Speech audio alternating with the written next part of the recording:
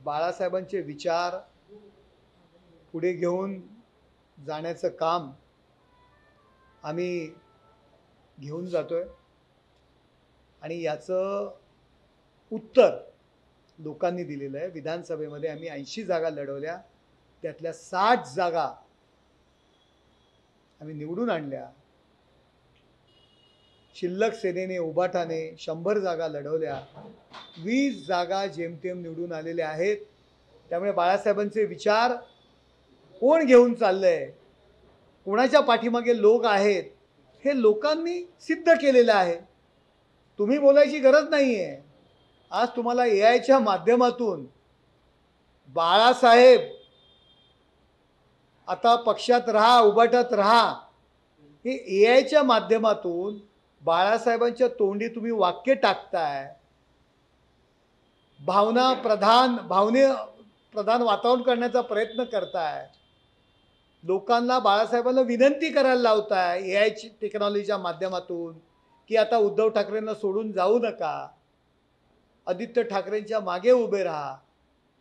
हे खोट्या नाट्या टेक्नॉलॉजी वापरून शिवसेने प्रमुखांच्या तोंडी ही वाक्य तिथे तुम्ही एआय टेक्नॉलॉजीच्या माध्यमातून वापरताय आणि बाळासाहेबांचं भाषण त्या ठिकाणी एआय टेक्नॉलॉजीच्या माध्यमातून करायला लावताय। किती वाईट वेळ तुमच्यावर आलेली आहे। ही वेळ का आली याचा विचार संजय राऊत आपण करा। ही वेळ आली कारण बाळासाहेबांचे विचार, बाळासाहेबांचं हिंदुत्वाचा मुद्दा, हिंदुत्वाचं तत्व आपण विसरलात। ज्या बाळासाहेबांनी वक्फ कायदा रद्द करा ही त्यांची मागणी होती, पण आपण मुस्लिम मतांच्या तुष्टीकरणाकरता आपण वक्फ सुधारणा विधेयकालाच विरोध केलात। याचं उत्तर जनता येणाऱ्या निवडणुकीमध्ये तुम्हाला नक्की देणार। बाळासाहेबांच्या आवाजाने ट्रेझर लॉन्च करतायत, त्याचा फायदा नक्की येणाऱ्या काळात कोणाला होणार आहे, पुन्हा शिबिरं घेतली जाणार आहे। हे बघा, जनता आणि शिवसैनिक हे हुशार आहेत। सुरुवातीच्या काळात रडून सहानुभूती निर्माण करण्याचा प्रयत्न केला, पण विधानसभेच्या निवडणुकीमध्ये लोकांनी त्यांना उत्तर दिलेलं आहे की बाळासाहेबांचे विचार एकनाथ शिंदे साहेबच पुढे घेऊन जाऊ शकतात। संपूर्ण पक्ष रिकामा झाले। ज्या नाशिकमध्ये आपण गेलायत, आपण मेळावा घेतायत, किती लोक तुमच्यासोबत राहिलेले आहेत। ठाणे मुंबई नंतर पहिला विजय संभाजीनगर आणि नाशिकने दिला। आज नाशिकमध्ये तुमची दयनीय परिस्थिती आहे, दयनीय अवस्था आहे। सर्व लोक तुम्हाला सोडून चाललेले आहेत आणि जे आहेत ते सुद्धा काही दिवसात तुम्हाला सोडून जाणार आहेत। लिहून घ्या, आज तुमचा मेळावा सुरू आहे। तुमच्या सभागृहातील 80% सभागृह येणाऱ्या काळामध्ये रिकामं होणार आहे। तुमचे नगरसेवक, तुमचे नेते, तुमचे लोकप्रतिनिधी तुम्हाला सोडून जाणार आहेत। त्या सभागृहामध्ये आज जे उपस्थित आहेत त्यात आज लिहून ठेवा आजची वेळ, माझी पत्रकार परिषदेची वेळ, आणि काही दिवसात तुम्हाला या गोष्टी कळतील।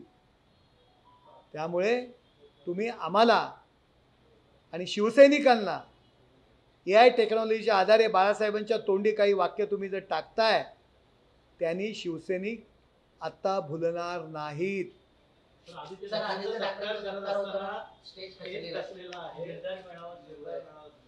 खचलेलं मन आणि खचलेला पक्ष आणि खचलेली वृत्ती आणि खचलेला नेता, एवढंच मी याच्यावरती बोलेन।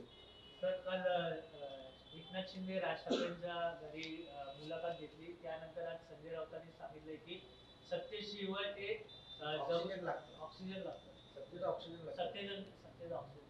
संजय राऊत, मी तुम्हाला नेहमीच म्हणतो की जळकं लाकूड आहे ते। बहुतेक काल पुन्हा राजसाहेब ठाकरे आणि एकनाथ शिंदे साहेब यांची भेट झाल्यामुळे पुन्हा त्यांच्यातनं धूर निघायला सुरुवात झालेला आहे। जिथून जागा मिळते तिथून त्यांचा धूर निघतो। आता काल जर एकनाथ शिंदे साहेब आणि राजसाहेब ठाकरे जर भेटले असतील तर संजय राऊतांमधून दूर येण्याची गरज काय?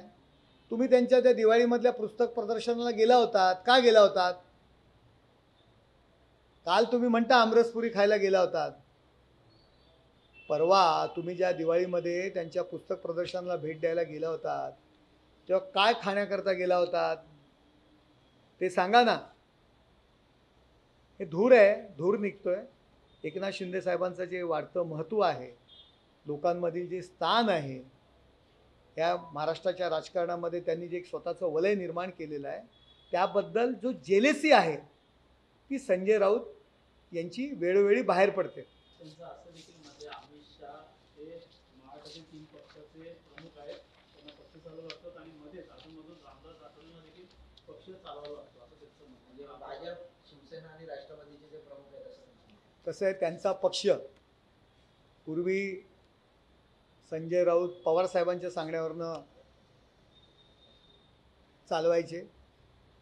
पवारसाहेबांनी शिंदेसाहेबांचा सत्कार केला तेव्हापासून राहुल गांधी आणि सोनिया गांधी त्यांचा पक्ष चालवतात. याआधी आदित्य ठाकरे यांची नाईट लाईफवाली चौकडी तो पक्ष चालवत होती, त्यावेळी संजय राऊतांचा पण आक्षेप होता. त्यामुळे पक्ष चालवणं हा काय प्रकार असो, बाहेरची मंडळी, तो संजय राऊतांना खूप मोठा अनुभव आहे. कारण त्यांनी तो त्यांचा उभाटा, जो उरलेला सुरलेला जो पक्ष आहे शिल्लक, तो चालवायलाच दिला आहे. राहुल गांधी आणि सोनिया गांधी यांच्या चरणी वाहिलेला आहे. त्यामुळे ते तशा पद्धतीची वक्तव्य करतात अनुभवावरून. शिवसेनेच्या राज्यसभेच्या उभाटा गटाचे खासदार आहेत प्रियंका चतुर्वेदी, त्या पण नाराज आहेत आणि त्या पण बाहेर पडण्याच्या ह्याच्यात अशी एक चर्चा सुरू आहे. तर तो विषय त्यांना माहिती. मला वाटत नाही त्याच काय, प्रियंका चतुर्वेदी सोडा, आदित्य ठाकरे, उद्धव ठाकरे आणि संजय राऊत